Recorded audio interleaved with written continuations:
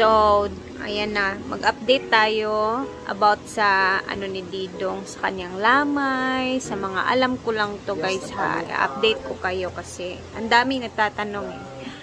Ayan na, para alam din ng iba. So, namatay si Didong is 10 Saturday yun, diba? So, meron siyang 5 araw na lamay sa Maynila. So, by 16, ito lang sa alam ko lang talaga to. Galing to sa source na andun din sa Maynila, kung saan friend din namin. And then, nandun siya lagi sa ano ni Didong. So, ang plano nila is dadalhin yung katawan ni Didong sa Davao after 5 days ng kanyang lamay sa Maynila. And then, magkakaroon daw siya ng 10 araw. Daw yan ha, daw. Hindi pa yan sure. If ever, makarating si Didong, ito muna yung alam ko talaga guys. Gusto ko lang i-update din sa inyo yung alam ko. Para alam nyo din yung mga update ba. Magkakaroon siya ng 10 days na lamay sa Davao. Daw ha. But, ang alam ko din is parang pinag-uusapan pa nila kung i-cremate ba yung katawan ni Didong sa Maynila bago dadalhin sa Davao. Yun yung alam ko. Pero ito ha, daw lang din to ha. Parang hindi ata papayag si Nanay Milagros na i-cremate yung katawan ni Didong. Pero, yun na nga, pag-uusapan pa nila yung mga bagay-bagay na ganyan. So, it's not confirmed, it's not sure. Yan muna yung alam ko. And then, sa ngayon, kami dito sa mga SC is, nagpaplano na din kami kung ano yung mga gagawin namin, kung kailan kami pupunta ng Davao para makilamay doon. Ang inaantay lang namin is yung sakto at confirm na araw kung kailan talaga dadalhin yung katawan ni Didong sa Davao. Kasi wala pa talaga siyang confirmation guys. Yan pa muna yung alam ko sa ngayon ha. So, yun na muna yung update na alam ko. And, ayun. Kakalungkot, maraming ganap. Kahit ako, ang dami kong ganap. Ang daming ano sa isip ko eh. Kasi, totoo ba to? Ang alam ko kasi, ito kaya nagugulo yung utak ko kasi na, di ba namatay na yung mama ni Yaya.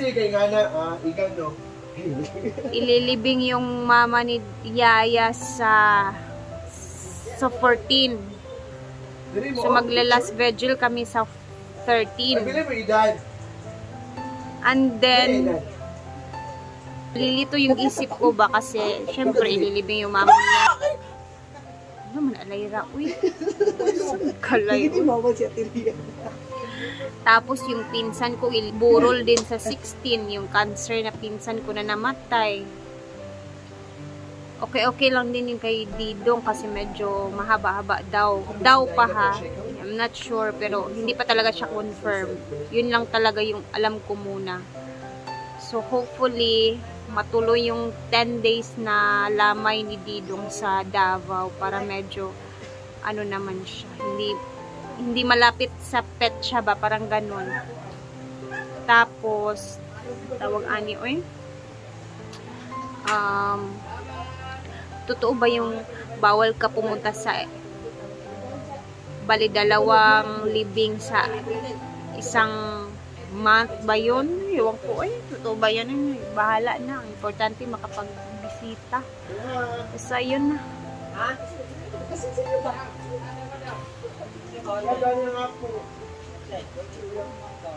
Basta tingnan na lang natin kung ano yung mga updates.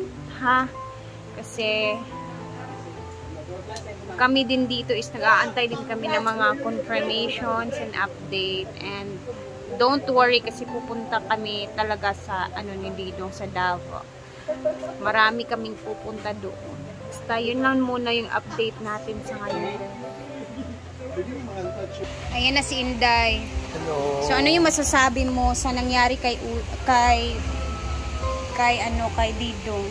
Grabe, kalit na kaayo. Then, katong pag-ato pa na mo sa Manila, nag-ano gid siya, okay no, bisaya. Nagkuhan mo gid siya yang kanang maglain siya sign ato ba nga. Lain ang ginawa. Binigay niya yung mga gamit. Mga damit. Oo. At saka yung sandals niya. Mga lahat-lahat. Kasi gusto niya magbago ng mga ano. Gusto niya ibigay sa mga bakla. At inutusan niya ako ng bumili ng gamot, mga ganon. At saka, grabe. Grabe, sakit kaayo, Jod, na kalit na kaayo yung pagkawala. So, grabe na miss ginam nato siya.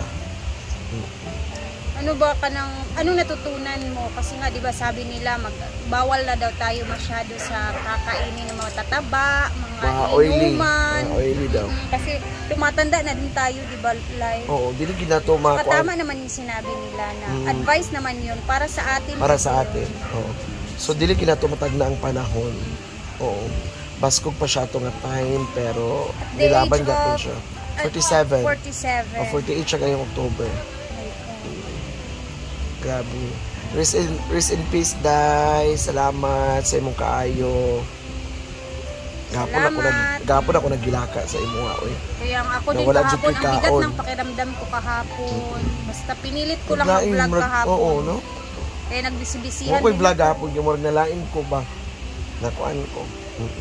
Thank you kaayo sa imong kaayo, Day. Amping sa imong paglakaw. Saon ba? Nag-una man ka.